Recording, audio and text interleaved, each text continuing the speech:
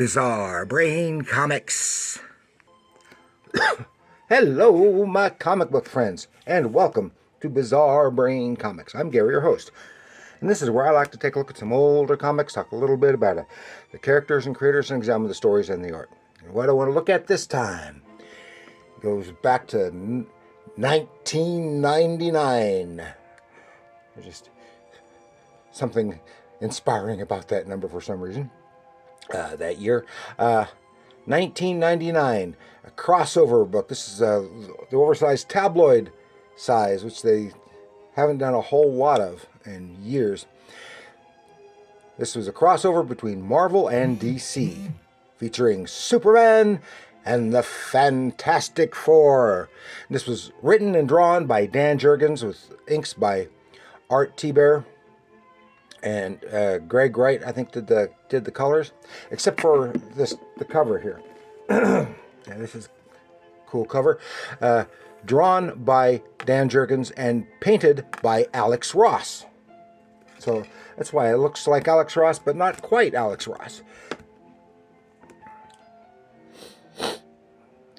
Yeah, this is when Marvel and DC were doing a few other crossovers again, like they did in the 70s. Of course, they did Spider-Man and Superman a couple times. They did Batman and the Hulk, and here it's Superman and the Hulk, and then this one with Superman and the Fantastic Four, and had Batman and Spider-Man, and we'll cover that one another time, and stuff like that. And there were other company crossovers about this time too, like was it Superman and Alien, and Batman and Alien versus Predator, I think it was, something like that. And there were a lot more crossovers for the time. Oh. And this is, come on, sit up there thing, is a wraparound cover. I don't know if you can, it's so big, but it features Galactus, the Devourer of Krypton, Superman, Herald of Galactus, the Fantastic Four, Earth's only hope, the infinite destruction is upon us. Ooh, sounds thrilling and exciting, and it was a good book, good story. I enjoyed reading it, and they also had a crossover with Justice League and the Avengers. And maybe other stuff I don't know about. So let's take a little trip through the pages of the Fantastic Four and Superman, or Superman Fantastic Four. Okay, and it starts off here. Boom. Back in time. It's square bound. It has heavy duty paper and heavy cardstock cover, and it's square bound, so it kind of makes opening the pages a little awkward. And here we go back in time to the destruction of Krypton, and there is Galactus. What was Galactus responsible? Oh, we don't know. And he and he sees the witnesses, the ship carrying the baby Kal-El off, and he quickly constructs a probe to follow him. Says for some time in the future he may have need of it. And it turns out, okay, that Galactus was apparently hopping between universes, because that is the DC universe, and he hopped over from the Marvel universe. But here the probe gets to Earth and releases a crystal that's not unlike a crystal. This is years and years later, which is not unlike a Kryptonian crystal. But there's something there on this satellite. What is that? And it goes after that crystal. Boom, catches it, hitches a ride. Then the Luthor building, and there is some big, huge device on the street, and they realize it's some kind of bomb. Superman arrives, ooh doo doo, and he uses his vision powers to say, yeah, my X-ray vision reveals a digital timer mechanism, and it's set to detonate in 29 seconds. And some kind of atomic device. There he goes, click, click, click. Sounds ominous. What's that mean? Someone's trying to detonate it with a backup device. A radio signal coming from. Psh, there it is. He goes, there are the terrorists with the bomb. And said, I melted the receiver too, so the bomb's not going anywhere. And they start blasting him with some kind of energy weapons. But in the process, that's when that weird green crystal appears. And in it, the image of Jurel. I actually liked this interpretation. This was John Byrne's interpretation of Krypton and Jor-El and Laura, and I liked that one. That they kind of later did some retcon it back to more of the more traditional version, and talks about Galactus, and it says that while Krypton appeared to be doomed, it was actually Galactus who destroyed Krypton. Ooh.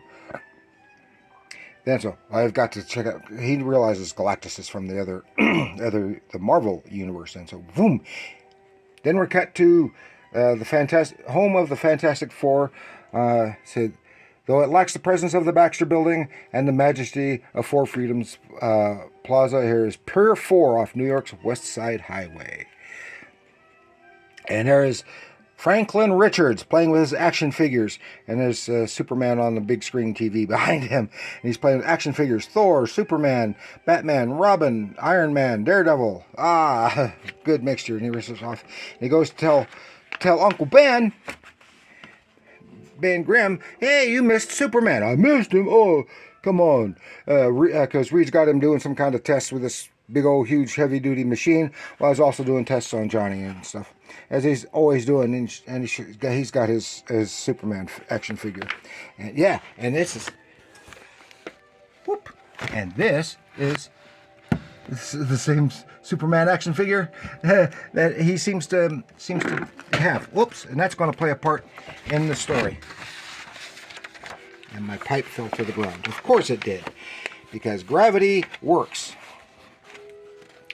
And Sue Richards, she comes and grabs little Franklin, says, you're not supposed to be in here, yada, yada, yada. Superman pops up. Ooh, it's Superman. And they have met before. I'm presuming it's from the Avengers Justice League crossover. I don't know. And so there's something going on. He shows the crystal, and suddenly zap, zap, something comes out of the crystal, and it takes control of the heavy-duty machinery and really putting a bind on Ben, and starts having all the Fantastic Four defense devices start attacking, and of course Soups is there to save and incapacitate, and then gets all the stuff off of Ben Grimm. And even though like Johnny's getting splooshed by the water stuff, Soups smashes the machine so that Ben can get his leverage back, and so he finishes smashing the machine. And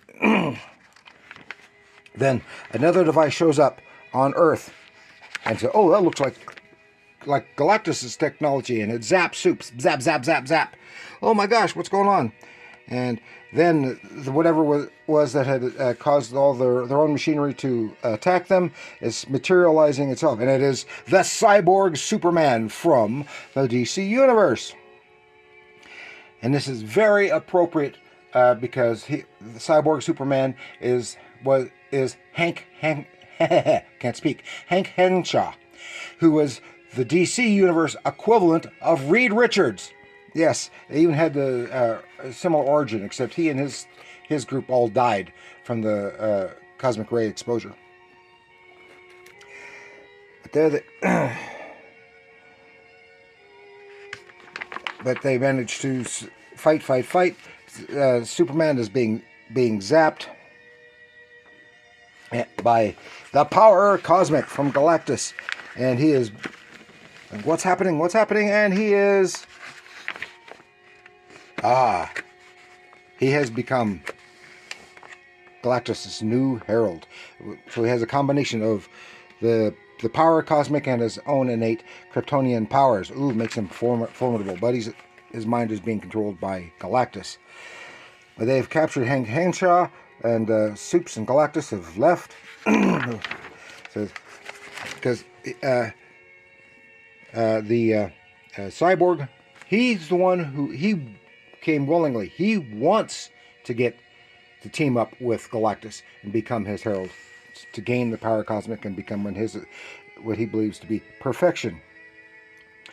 So, but when they teleported Superman to the Galactus' ship,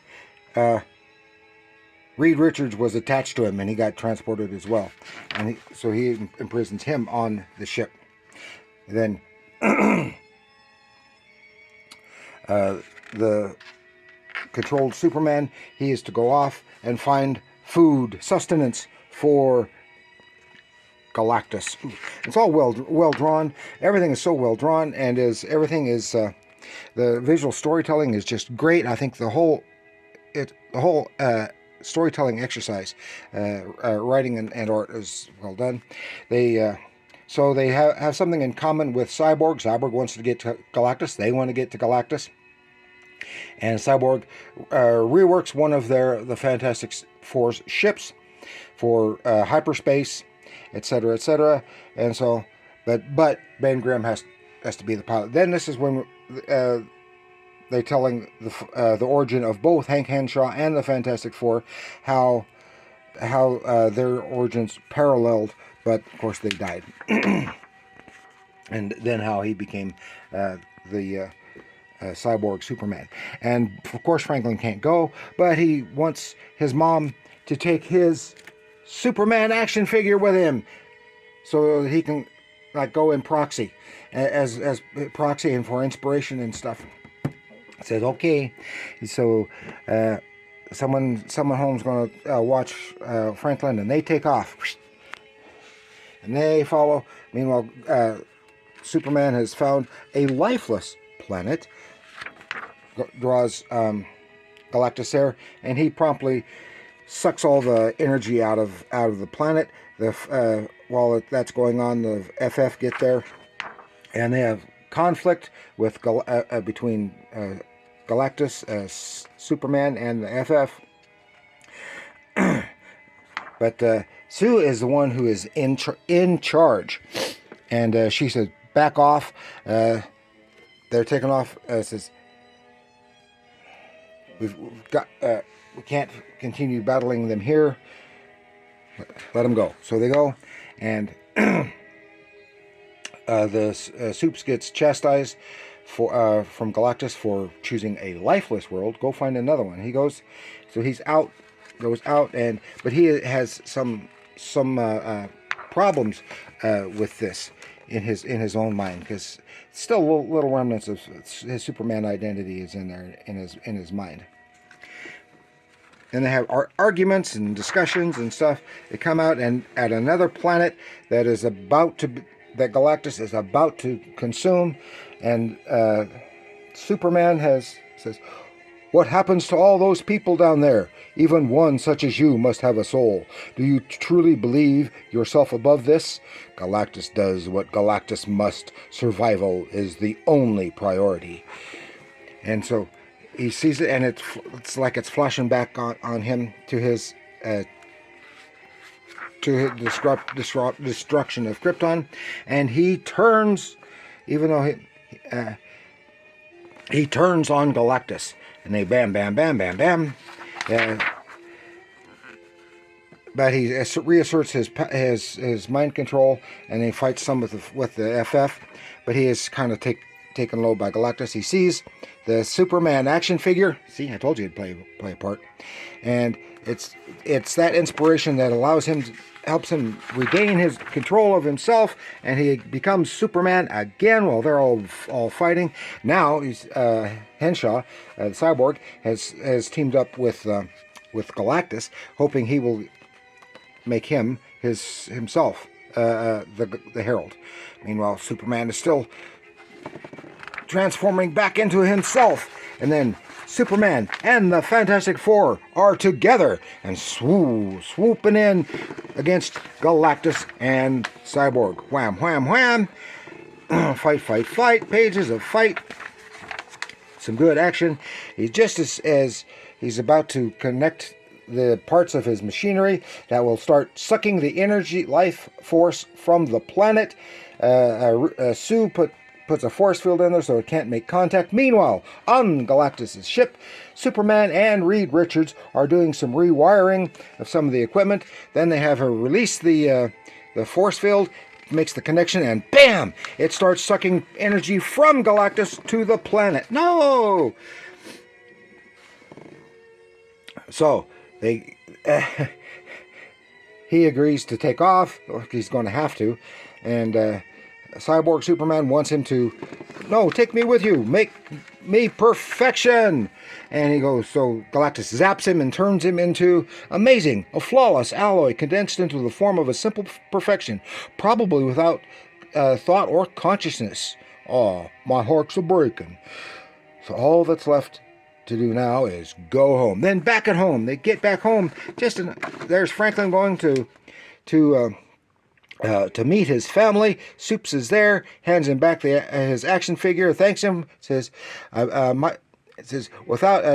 mission accomplished, son, thanks to you and this. Without it, as a reminder, I might not have made it back. Wow, you mean something I did?